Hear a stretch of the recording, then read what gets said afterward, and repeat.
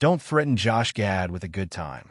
When the Frozen and Beauty and the Beast actor was still waffling over whether or not to pursue a role in a new musical from South Park creators Trey Parker and Matt Stone called The Book of Mormon, he turned to a new friend for advice. While bouncing back and forth to do episodes of The Daily Show, I was also filming a movie called Love and Other Drugs, directed by Ed Zwick and starring Jake Gyllenhaal and Anne Hathaway. Gad writes in his new memoir In Gad We Trust, released January 14th. Gad continues, "One day as Jake and I were driving home from set in Pittsburgh, I asked him if I could play a demo of a new musical that I had recently done a workshop for in New York, hoping to get his advice as to whether or not I should pursue it further. He said, 'Yeah, pop it on,' and I played the opening number.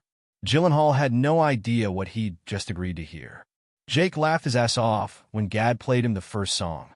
Then, I skipped to another track on the album, and his face slowly went from joyful enthusiasm to abject fear and terror. He stopped the car and said, 'Dude, you cannot do whatever this is. This will be way too controversial. Who the hell wrote this anyway?' I paused the music and looked over at him.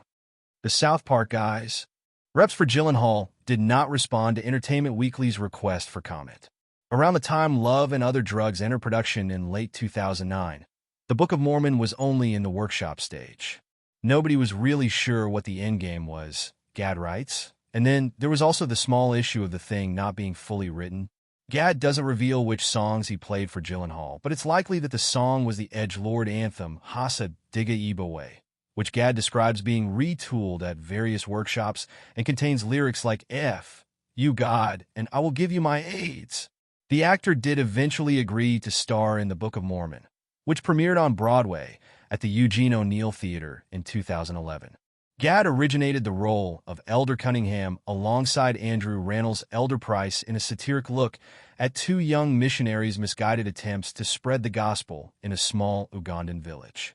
The actors both remained in their roles for 15 months and were nominated for the Tony for Best Actor in a Musical. Recounting the first workshop test of Hasa Diga Ibowe, Gad says the first F, you, God, induced a collective gasp that now had more audible sounds to them. You could really only hear a mixture of consonants and syllables, not representing any actual words in the English dictionary, but rather universal sounds of stunned shock and displeasure.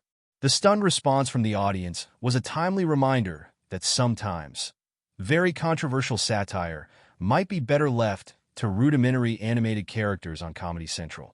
Ultimately, The Book of Mormon became a massive hit, garnering Gad fans like Robin Williams and Mel Brooks, who wrote the afterword for In Gad We Trust.